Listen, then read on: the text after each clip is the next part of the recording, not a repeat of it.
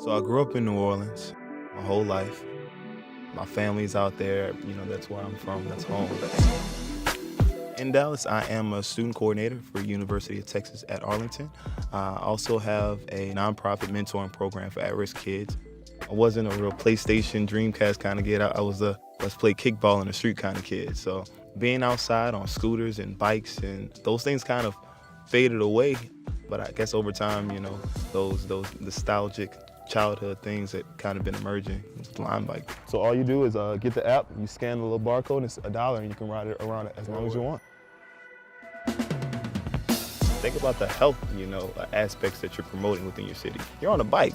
It's not, polluting, or it's not any negative health effects of riding a bike. Everybody's on Uber or Lyft. What about taking a bike to your next spot? Nothing but positive to me.